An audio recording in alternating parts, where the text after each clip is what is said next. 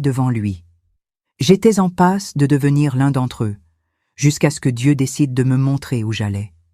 Si vous avez le courage de persévérer jusqu'au bout, vous comprendrez pourquoi je dis que ce message est un avertissement, mais aussi une opportunité.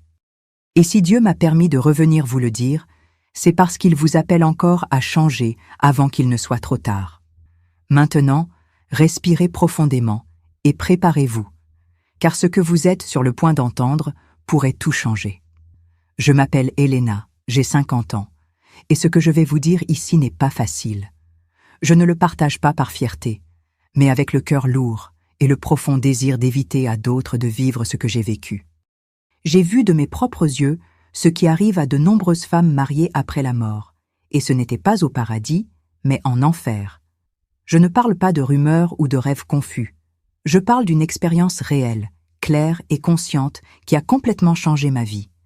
Peut-être êtes-vous marié, peut-être pas encore, mais si vous souhaitez l'être un jour, je vous exhorte à rester attentif jusqu'au bout. Cela pourrait sauver votre âme.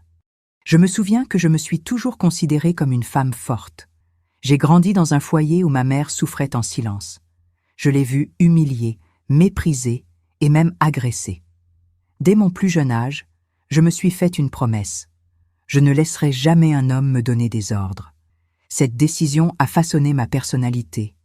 Et même si je ne m'en rendais pas compte à l'époque, je construisais un piège spirituel pour ma propre vie. En me mariant, j'ai introduit cet esprit d'indépendance chez moi, mais ce n'était pas une indépendance saine. C'était de l'orgueil, de la dureté et un refus total de me soumettre à mon mari ou de l'écouter. Au début, mon mari était gentil, patient et affectueux. Il n'élevait pas la voix, me respectait et cherchait mon bien. Mais mon cœur était déjà fermé. Je portais de vieilles blessures qui me servaient de justification pour ne pas lui faire confiance. J'ai commencé à lui parler de toutes les manières possibles, à lui manquer de respect en public et à en être fière. Mes amis et ma famille me qualifiaient de « femme forte » et j'aimais cette image. Pourtant, à l'intérieur, un gouffre s'élargissait. La voix de Dieu ne trouvait plus sa place en moi. Au fil du temps, j'ai commencé à rechercher l'attention en dehors de mon mariage. D'abord, des conversations innocentes avec d'autres hommes. Puis, des rendez-vous, des dîners, et enfin, l'infidélité.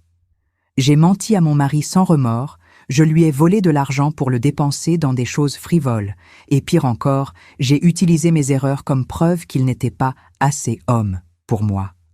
Le péché était devenu une routine, et je ne m'en rendais même plus compte. J'avais l'impression de tout contrôler,